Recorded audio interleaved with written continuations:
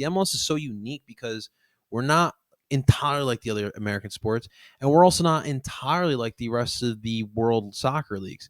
So when I look at it, like when I look at this as a fan, right? So I actually had to deal with this. For those who don't know, I'm a huge America de Cali fan in Colombia. That's my club team. We actually got relegated, and it sucked. It was terrible, man. Watching them playing against second division teams in this huge stadium, like it sucked. But I understand why we do it. Teams tank for draft picks in other leagues. You lose in this league, you just get a wooden spoon. You get the top draft pick, but you're not gonna get Mbappe or Messi like in the draft, right? I'm leaning more towards no to promotion relegation, only because we've been doing this for so long already, and also this country's really big. I mean, I don't know how this country would handle if like Albuquerque United wins the MLS Cup. We got John, aka El Parcero Philly, talking all things, not just Philly Union, but soccer from his perspective. John, how are you, my man? I'm doing great, pues que parceros, todo bien, okay. I'm so happy to be here, Jose. I'm excited for this one. We've been talking about this. I love what you're doing with this, and I'm excited to tell my story as well, man. Thanks, bro. I appreciate it, man. Hey, by the way, how's it feeling in Philly right now? Because I think the whole world is heating up at the moment. Summer's taking everybody down one by one. Texas is no joke. How's it feeling up there? Oh, I bet Texas is no. I bet you're frying eggs out on your driveway Bro, right it's now. bad. It's bad. It's heating up here for sure. I might have to get a second air conditioning unit in my house here.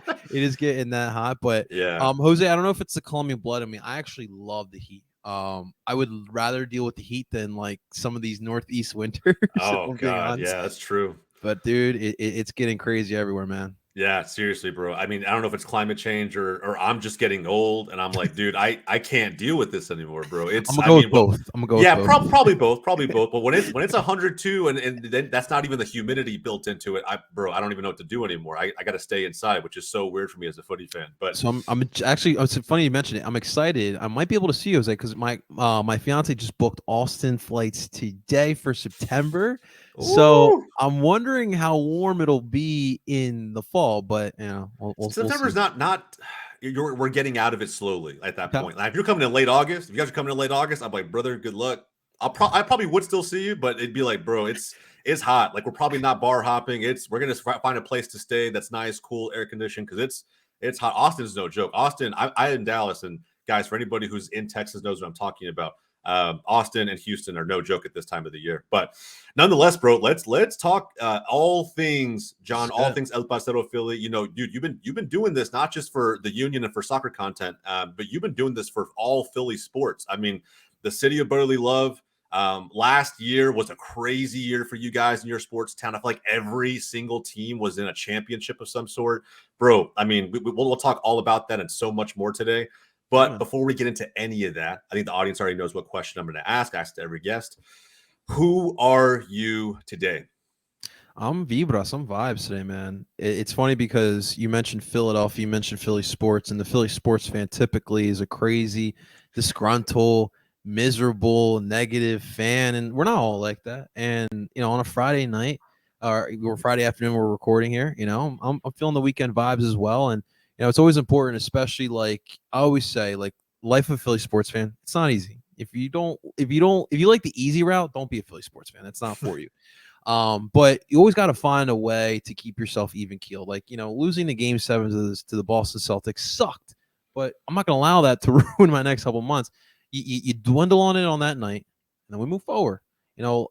Family, friends, music, all definitely give me those good vibes, man. So I just try to be, a breath of fresh air. That's all it is, Jose. Hell yeah. I like that, man. And look, in summer, it's really hard not to be that, right? Just vibes. Right. Take a break from kind of everything. Right now in the States, soccer, it tends to be one of the few things. Of course, if you're a baseball fan, MLB is on as well. But a lot of the top 2, top 3 sports have kind of taken a little bit of a break, a hiatus. We can kind of just enjoy with friends, with family. Man. I totally feel that. Well, look, man, I think it's a great way to summarize who you are in a nutshell. And look, man, we're going to talk about your story when it comes to just how you discovered this game, and more importantly, I think how you became a diehard Philly sports fan in general, right? I think there's a lot of those fans. I think anybody, especially if you're an NFL fan tuning into this show today, you probably, I think most people look at not even just Eagles fans, right? But I think they translate that, they cross that over into every other sports team and every other Yeah. fan base you guys have in that city. And I got to say, whether you look at Philly as like as a crazy fan base, negatively or positively, no matter what, you can say they're passionate. And that's what I think about when I look at your channel, all the content you put out, dude. It takes real passion to put out content across several different major sports at one time. That's no joke. So let's start at the beginning before we get to that piece of it all. Why you wanted to create content and what it's doing for you today.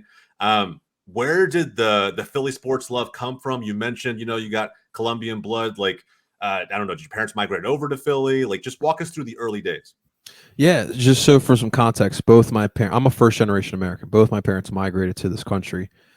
So we grew up, I grew up in Philadelphia area, the greater Philadelphia area, as I like to say. Born in Philadelphia, grew up in South Jersey. So the one thing everyone understands living in this area is that the Eagles dominate everything. Like for 365, 24, even in the heart of the summer, we're talking about the birds. We're talking about, is Jalen Hurts still the guy? Like that's literally conversations that still happen to this day. So this love was generated just from growing up in this area. You know what's funny, Jose? The person who taught me this love for the birds was another Colombian. It was like, Sunday night, or I think no, it was a Monday, like a holiday. Um, friends from Philadelphia over. Most of them are Colombian. And I'm watching Cartoon Network. I'm like, just leave me alone. I'm watching my cartoons. And my dad, and any Latino knows, when guests are over, whatever they want, you give it to them, right? Yep. So, Enrico wanted the birds on, so my dad changed Cartoon Network to Fox or whatever it was at the time. I'm watching the Eagles pummel the Packers, and I don't know what it was, but like I'm sitting there with Enrico. Enrico's going at it. I'm like, why are you so excited for this, dude? Like, I don't get it. But I myself found myself getting enamored by it. I got memorized. I got lost in the sport, and from that moment, it was over. My dad gets NFL Network from DirecTV 3 months later. We got NFL Network. I'm watching that on repeat all day. My parents are trying to get this love for the birds and football away from me, but that was the first real love. It was football, and in the midst of that, I was going back to Columbia every summer. I was being taught the sport of soccer, but then once I come back to States, I forget of it. So soccer subliminally was always in my mind, but I just being American, it was always tough to stay with the love of it. So as years went on, I was looking for more of that love, and Sixers have a good run in 2011. That helped me get excited about the Sixers. I've always loved hockey. I've always been a big hockey guy. I actually played hockey as a kid as well. That's So awesome. it was easy to get into the Flyers, and baseball was the hard one. It took me to be an adult to actually appreciate baseball.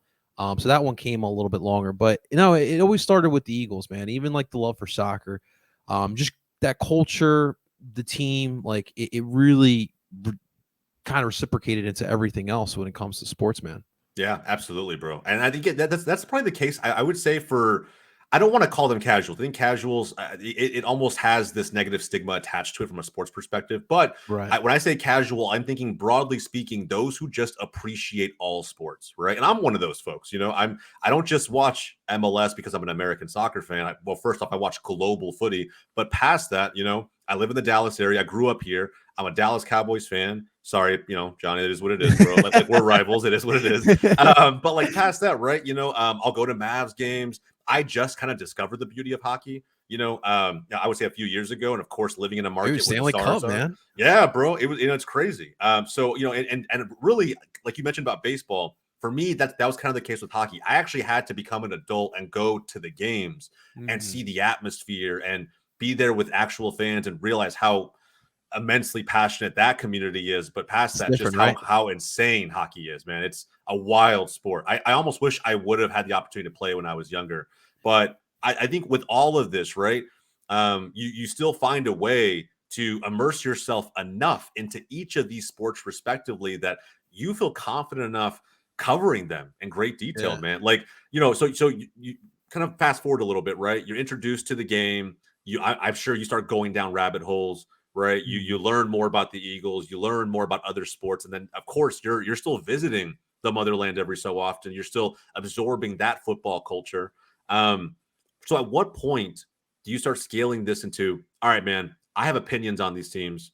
I need to start putting these opinions on the internet. Like at what Yeah. stage did you realize I want to start doing this?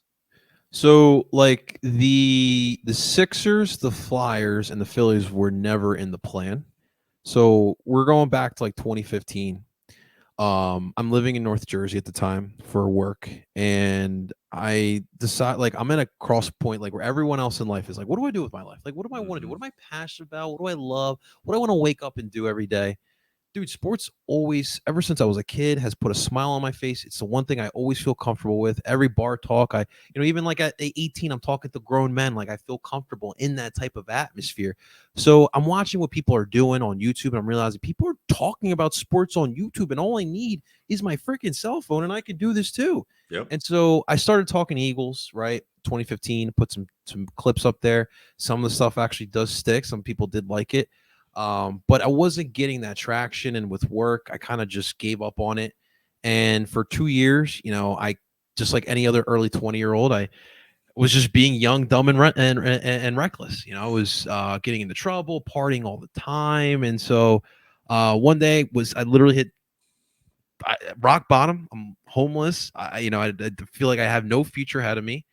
I got a job that kind of reshaped my mindset, Wow. and I built up this mentality, and I was thinking now I'm back in square one. What do I do with my life? It's like 3 years since that point. What do I do with my life now? And I gained all these skill sets, and I figured, well, dude, you still love sports. Just get back into it. But now you know what to do. Now go out and get it. So that was kind of the thing. So in that time period, Eagles won the Super Bowl. So I kind of felt fulfilled in my heart at that time. And so as I'm looking around, I'm like, all right, what's going to give me that next fulfillment? And I'm watching like Champions League soccer, I think it was, in like the back of a kitchen at the restaurant I'm working at. We're watching Inter and AC Milan, and I'm like, whoa, Yes, dude, I sir. remember that. I remember Yeah. that. I remember how dope that really was. So I decided to like look on YouTube, and Jose, I started seeing people in America were actually making content on soccer.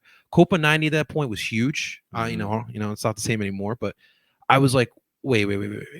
I can do what I did and be a part of what was going on in soccer at the time. And I realized no one in Philadelphia was making any union content. And so the light bulb clicked in my head, man. We got to start making union content because no one is doing it. These fans need it. I kept going down to matches. I met great people, and I'm like, these people need content, man. So I decided to put all my eggs in my basket and put it on the union. We did a great job in that first year. Met a lot of great fans, and then that first off season hit, and I'm like, well, what kind of content am I doing now?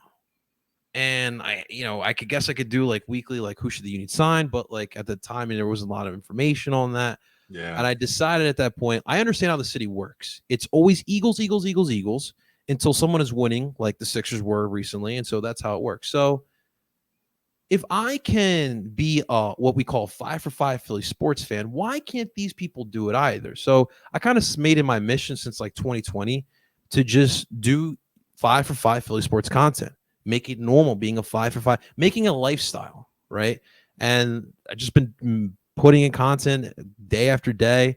I'll be honest, it hasn't been easy, trying to find what works best for me. Obviously now, getting older, I bought a house, getting married. Yes, sir. I want. Congrats, brother. Thank you. I want kids too. So, still trying to find what works best for me.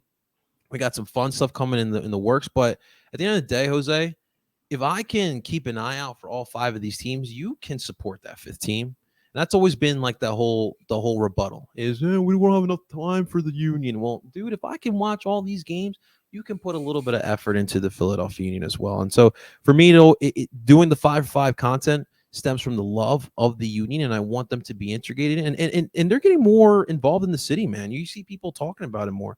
People come up to me. It's funny when people come up to me. It's like, dude, you see what the union are doing? I'm like, are you talking to me? You really want to talk about this right now? Yeah, I'm seeing what's going on. But Yeah, bro. I it's love super, that. it's super exciting, and for me, it's just I'm a proud. At the end of the day, I am a proud Philly kid, and I just wanted the union to be a part of this, man.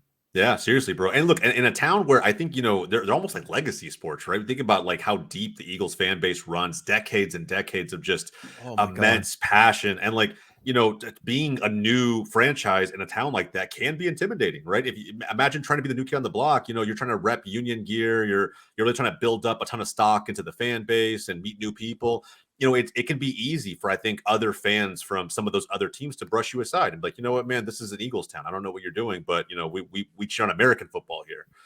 So that to hear that you actually started with that, and then it scaled into bringing other content to just the top 5 teams, the top 5 sports there in Philly. I feel like you're almost doing the people a service, bro. Like, you didn't really have to go to do the big 5. You could have left it at Union and called it a day. I mean, so did you ever feel like that's going to be a route that you take at some point? Like I know you mentioned content, bro. It can be draining, right? Like yeah, man. How do you juggle all of it, and where do you think this is all going to go? So yeah, I mean, for sure, it is definitely not easy. One thing I've definitely been doing, Twitter is obviously a huge tool, but also following the best writers, reading those articles, and just networking as well, asking questions. Content creators. I mean, Jose, content creators are pretty friendly, and they are. If you questions, someone slides in my DMs, man. If I have the answer, man, I'm down to help you out, man, and that definitely is a big part of it. Going forward, I mean, for me personally, the Union are still my priority, no matter what happens. But I mean, if something comes about where, at the end of the day, we do want to get paid. We want to make this a full-time job. And for me, like I don't ever rush a process. That is always my goal. That's what I always say. I never rush a process. When that time comes, it'll come. But I want to set the ground. I want to set the groundwork for it. So that's why we do the work now. And eventually something does happen. But yeah, I mean, I want, my main priority is I want soccer to grow in this country. I just happen to love the other sports too, so it makes it a little bit more easier, man. But whatever comes my way, I'm always appreciative, man. Yeah, I can tell, bro. Yeah, you're immensely grateful. I think I hear it not just here, but of course, your other content segments that I've tuned into. I think anybody would echo that sentiment. You mentioned something interesting right there too. You want this sport to grow. The Union will continue to be your priority no matter what.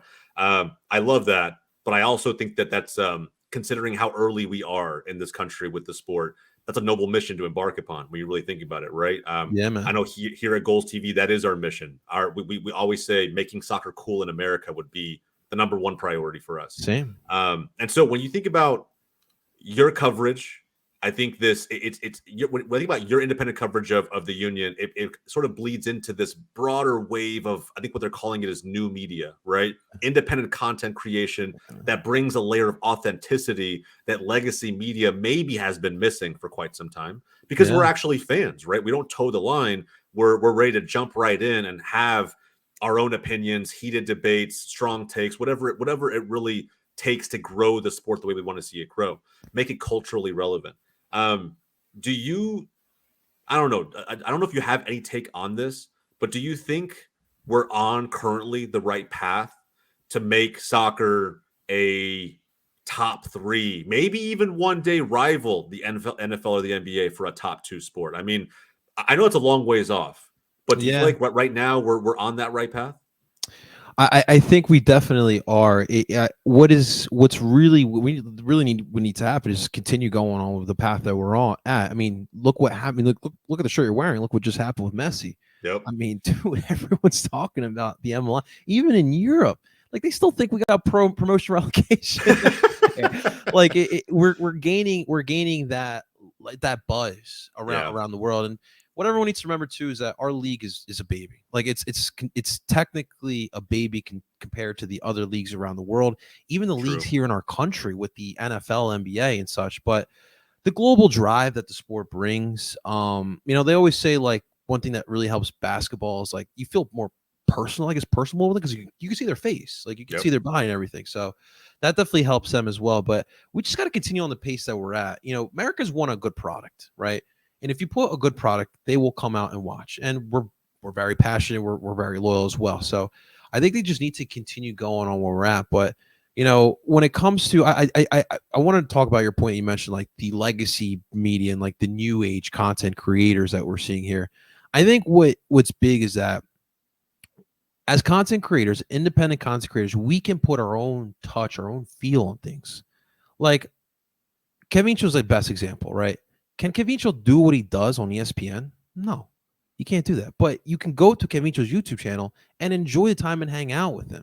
Yep. For me personally, dude, I like to dance. I like the vibe. I make those TikToks because, dude, what we talked about in the beginning, man, it's the good vibes. Keep it going, man. And that's what it should be all about. And so I think that for us independent content creators, we got to keep putting our own imprint. Stop trying to follow ESPN, hot take culture, or Alexi Lalas loves being the hot take guy these days in soccer. So don't if you really want to do that, be my guest, but be yourself, man, and eventually everything will fall in place. Yeah, I agree, man. I agree. Authenticity is king in this day and age. I say this all the time. I feel like we're entering a point, and I don't think it's a crossroads just yet, but I think it will get there. We're entering a point now where independent content creators and fan made media is gaining traction, gaining steam, so much so that you could argue it's almost getting leverage, almost more leverage than what legacy media has in this day and age. And we're seeing it now everywhere, right? We're seeing it with Alexis from the Cooligans being on the CBS Golazo show, or Mateo Moreto moving from IFTV, which he didn't move from. It's his own channel on YouTube, but now he's doing stuff for Paramount Plus to cover the Italian league. So like there's all kinds of things. You're seeing legacy media recognize this, and instead of trying to be a copycat, it's like you can't beat them, join them, or have them join you, right? And they're bringing these guys over, and again, I don't think that these personalities are getting an opportunity to be their true authentic selves. Like I said before, like you said before, Kevincho can't do what he does on Sky Sports. He has to have his own channel on YouTube so that he's not, canceled by the legacy media institutions. But at the end of the day, it's still authenticity that fans crave, right? The analogy I always use is I have a younger brother who's massively into football, but at the same time, or soccer, but he loves things like gaming and other forms of culture in the age of the internet. And he would rather listen to a Twitch streamer, right? Talk about his favorite club. Let's say it's Manchester United or something. Talk about Manchester United, than to watch ESPN FC and listen to Ali Moreno and Craig Burley and all those personalities kind of toe the line and offer, their most impartial take they can possibly give. I think that there was a time and a place for that type of content and commentary. But I think channels like yours, and like Kevincho and everybody else out there who's really kind of making waves and building communities around this game, I think that's the future. I think that that's going to be, at some point, we're going to see independent content creators carry the same weight in the media space that legacy media has dominated for so long. And so, yeah, man, I applaud what you're doing. I think it's massive for this space. I think it's massive for the town of Philly. I mean, I want to talk a little bit about what it was like to be this independent content creator when the Union made it to the MLS Cup, right? And that run they were on at the same time, of course, that every other Philly team was finding a way to click at the right time in postseason and make their respective runs. Dude, how much was your head spinning as you were trying to cover all of these teams and deliver the same quality of content I know you deliver for the Union? It's rough because you have to remember too, I am a fan and I do live and breathe with these teams as well. So yep.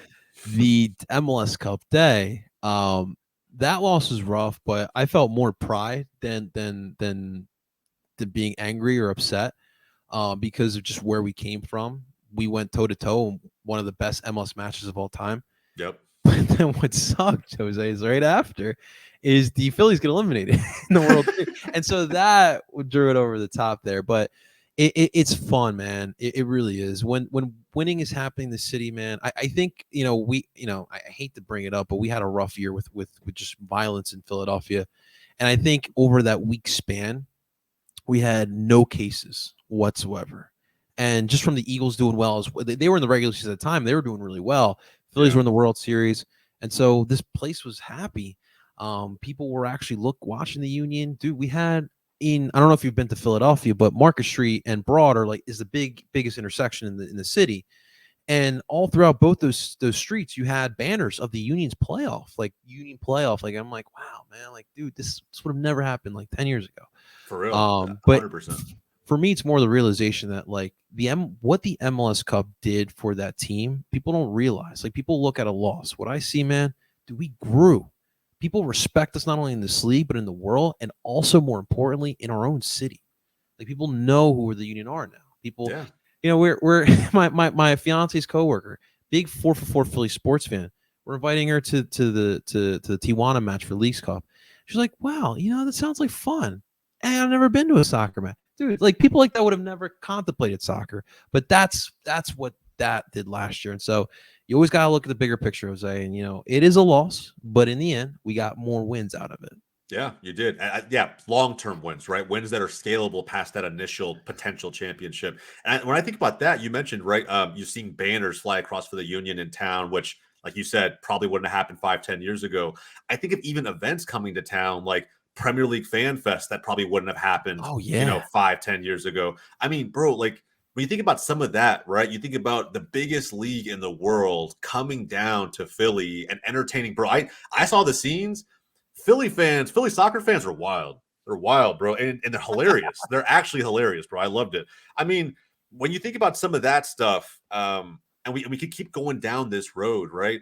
I mean, do you see Philly really becoming a soccer town the way that maybe some other major markets across the country have become? The only thing that hurts us is our mentality here in Philadelphia. Dude, we are as stubborn as they effing come here in this city. But Jose, like, if you look at it, like, soccer was made for the city. With the way we are, as passionate as we are, as crazy as we are, dude, we are made for the sport. But what stops us is that stubborn mentality. And I don't know where this whole like this masculine, like, kind of persona came around it, like, oh, you play soccer, man, it's a sissy sport, that's a foot fairy sport. It's like, where I does don't it know, bro. come Me either. from? I have no Like, idea. everywhere around the world, like, soccer is everything, right? And then you come here and you got like macho men are like, yeah, dude, you play soccer. It's like, where does this come from? I don't get it, but regardless, we are making steps, man, and it's growing. Yeah, it has. It has, bro. I think anybody, and look, I haven't been to Philly in years. In all honesty, bro, the Northeast in general, I haven't been to in quite some time. I got a chance to go to New York like last year, and even then, I was there for the World Cup final, and even that, like, as I've never been in a bar with that many South Americans all at once, that many Argentines. Like, that Yeah, was wild, bro. And like, you only get that type of melting pot of fans and cultures in the northeast part of the U.S. Man, it's a completely different vibe, different culture, and I imagine you're making friends all along the way, man. as much as So I can, man. yeah, 100%. So going back to the question I asked a little while ago, and just kind Yeah, of almost piggybacking on it a little bit, because I always ask some variation of this. I'm always curious for everybody's take. I don't know, with where I feel like we're in almost a balancing act right now. I think MLS is technically bigger than it's ever been, right? We have more teams than ever. San Diego just expanded for what was it, a $500 million bid. The U.S. men's national team is going through some sort of golden generation, according to most yeah. fans. So there's a lot going on from our perspective, leading up to the pinnacle, which will be the 2026 World Cup. Do you think there's pressure now with how everything is sort of snowballing for the U.S. to really finish at a minimum with like a semifinal placing, a top 4 finish at the World Cup? Does that have to happen in order for soccer to transcend what it's been, which is, in my opinion, right? We just broke it into being a top 4 sport, technically based on viewership. If we're going to rival top 3, top 2, does that have to happen, or is it just a time game at this point? It's a really good question because, like, if you look at the '94 World Cup, and I think the success of what that team did really helped the MLS get off on a right note. And Yep. so now you're looking at a completely different situation because we've been around for a while now as a league, and the sport has been growing at a good rate in this country. So what will happen now in 2026? And, like, I think that's what, like, everyone is looking forward to, but I will say that I feel like I don't think that they need to have a great tournament. Now, obviously, you can't have '06 happen again, right? Yeah, But seriously. I I don't think that, like, semifinal type of appearance needs to happen for the U.S.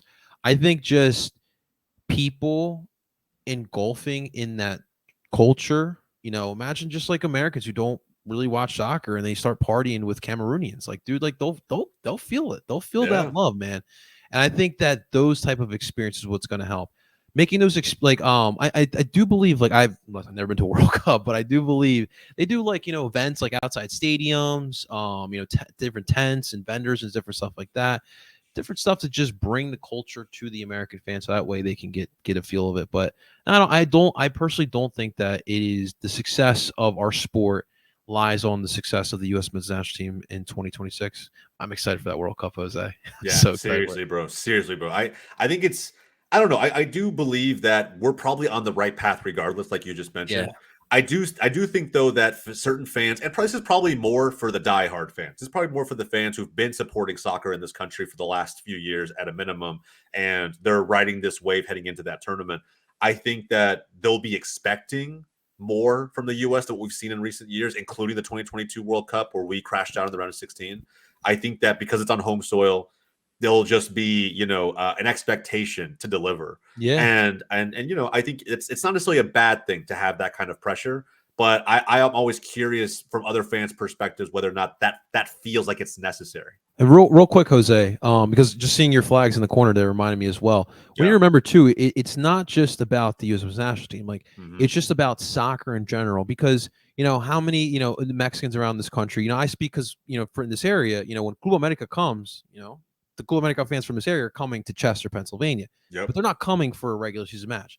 So we have to be able to grow the sport as a whole for everyone in this country. Like I'm like prime example as well. Like I don't root for the U.S. national team. I hope they do well, but unfortunately I live and die by the Colombian national team, which can hurt sometimes. But we need to grow the sport as a whole and together. The pay for play has to go away as well. The MLS talent is getting better, but like different stuff like that has to get improved upon.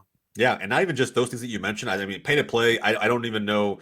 To me, there isn't a straightforward solution to that. But I think that at the end of the day, when the foundation of the system you've built for decades on end now is just that. I don't know if there's a way to break that foundation down and rebuild it all Yeah, over man. again. I think we're very short sighted in how we see the growth of not just this game, but the revenue behind it, and that's why pay to play exists. But even past that, right? I think the one if anybody here pays attention to what's going on soccer Twitter or football Twitter, um, the hashtag ProRel for USA is very much a trending hashtag at any moment in time. It's at this point, I feel like it's become a little bit divisive.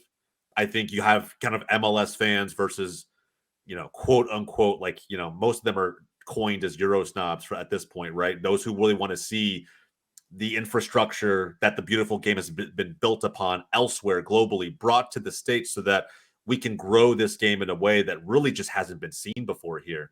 I don't know if you have an opinion on it, John, man. I know sometimes it can be like a tricky issue to kind No. of dive into. I think from my perspective, maybe just to ease a little bit into it, I don't think that we can mirror exactly what other countries and leagues have done. I think we'll have to come up with our own way of doing it. But I do believe it will do more good than harm. Do you have any thoughts on ProRel and how we could possibly get there? I'm honestly conflicted on this one as well because I'm the type of person I like to look at things from both sides. And, obviously conventionally, grow up in America and watching all American sports. Like I'm used to playoffs, right? I'm used to drafts, right? But we don't really we have drafts in the MLS, but we really don't take advantage of it like we do in the other sports. So it's a little bit different. Like the MLS is so unique because we're not entirely like the other American sports, and we're also not entirely like the rest of the world soccer leagues. So when I look at it, like when I look at this as a fan, right? So I actually had to deal with this. For those who don't know, I'm a huge America de Cali fan in Colombia. That's my club team. We actually got relegated, and it sucked. It was terrible, man. Watching them playing against second division teams in this huge stadium, like it sucked. But I understand why we do it, right? Like, you know, teams tank for draft picks in other leagues. You lose in this league, you just get a wooden spoon. Like you're not gonna get you get the top draft pick, but you're not gonna get Mbappe or Messi like in the draft, right? So it's just like it's so hard to kind of pinpoint. I'm leaning more towards no to promotion relegation, only because we've been doing this for so long already, and also this country's really big. I mean, I don't know how this country would handle if like Albuquerque United wins the MLS Cup. Like it's not like Leicester winning the Premier League. This is like It just sounds Albuquerque, weird. It sounds weird. right? I'll be honest. Has anyone been to Albuquerque? Like, y'all tell me what that's like out there. Imagine that parade, man. Yeah, bro. Seriously. I mean, look, I think you have a good point. I think what a lot of people also forget too is that like no matter what, right now ownership controls everything, and that's the case for so many American leagues because they're franchised. Is that owners control everything, Yeah, and so you're never going to convince an owner that it's going to be okay for a team who didn't invest what they invested into their team, into their club, can just get promoted into their division, right? They Yeah. didn't have to pay the franchise fees. They didn't have to do didn't jump through any of the hoops to bring this club to life. It was just, hey, you started a small club at the bottom of the pyramid and you worked your way up. And that's noble. But this is America, right? Where capitalism is king. So Yeah. And for the record, what Gareth Bale said, dude, that was so dumb to say. Because I mean, people lose their jobs. I mean, you just saw what happened to the Galaxy. I mean, they literally protested outside the Dignity Park Stadium or whatever. But yeah, I mean, just because we're not pro rel doesn't mean like there aren't pressures here. I mean, like in all honesty, like we haven't had like the Sacramento King. We really haven't had like a Sacramento Kings type of team here. Like Chicago's been pretty bad over the past couple years, but at yep. least, dude, like they've had some things to kind of hold their hat on, right? So even Orlando, dude, Orlando looked terrible in their beginning, and they have been solid so far the past couple seasons as well. So we don't really Yeah. have that lingering losing problem. No, and I think that's okay, right? I think at the end of the day, if I had to make a bold prediction here on this show, I think at some point, because right now we're a massive league. When you think about our league versus like anybody else's globally, 20 is kind of the cutoff. We're at 29, so that's a massive league, and we do have two conferences. But I think at some point we're going to expand. I think we're set to hit 32 in the near future, in the next few years.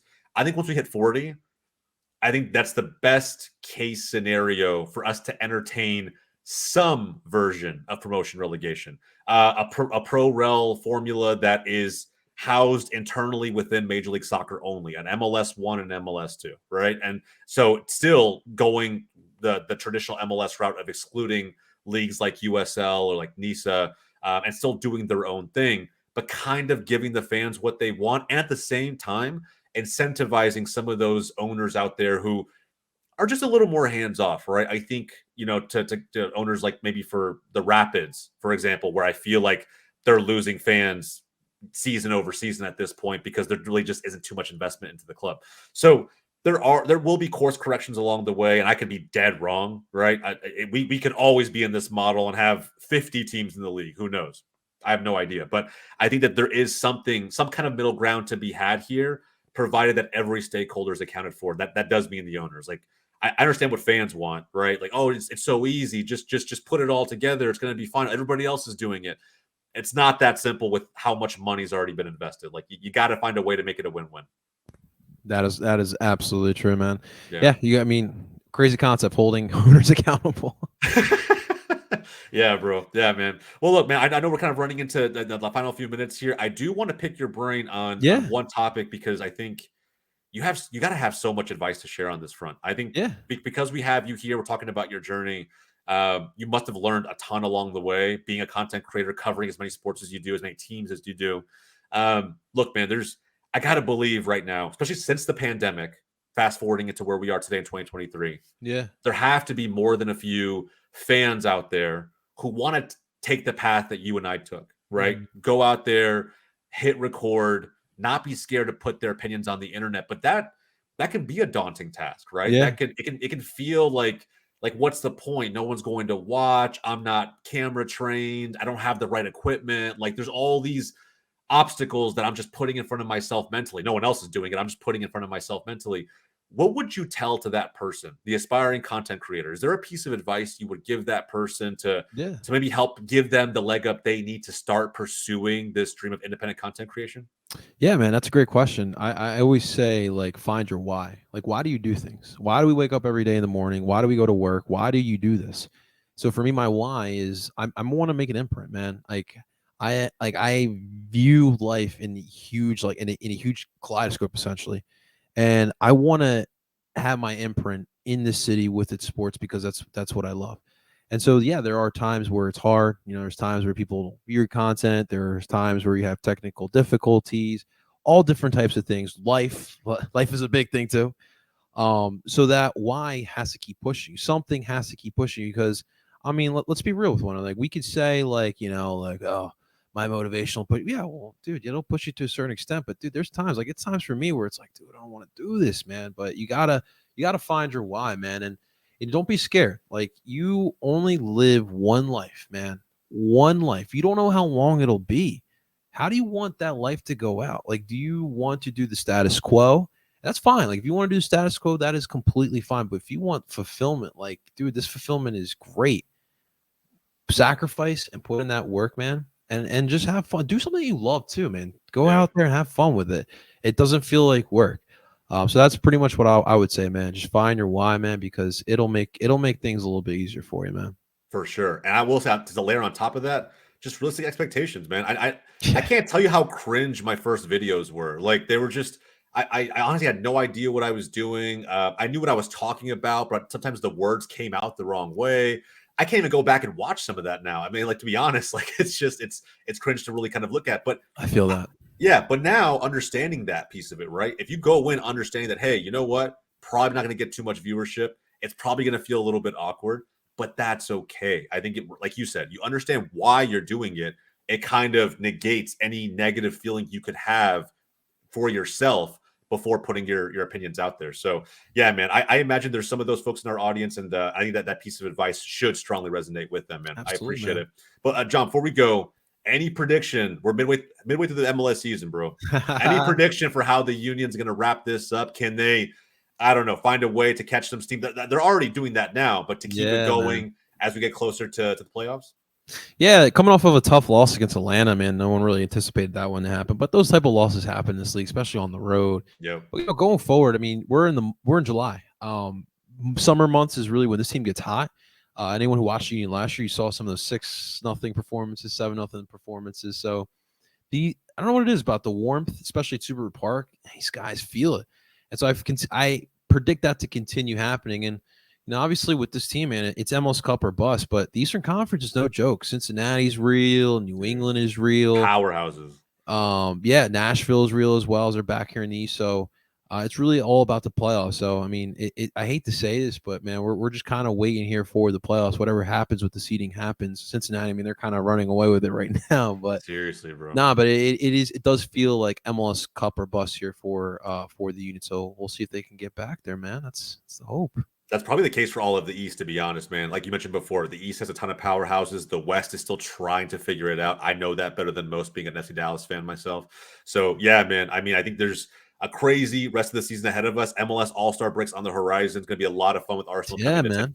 man. And there's a lot of footy this summer for fans to get excited about. So, with all of that said, man, John, I'm glad we did this. I'm glad I had you on Hey, board. man, it's fun. It was a fun show, and hopefully we'll get you back on board at some time soon. Yeah, And look, guys, for anybody who stuck around to the end of the episode, I'm linking everything El Parcero Philly down in the description down appreciate it, below. man. Go check him out. Go subscribe. Go tune into all the content. And especially if you're just a sports fan, not just a footy fan, but a sports fan. This guy brings the same level of dedication and passion to every team that he covers there in Philly. They're lucky to have him. John, I appreciate that. my man, thank you so much for joining today. I appreciate it.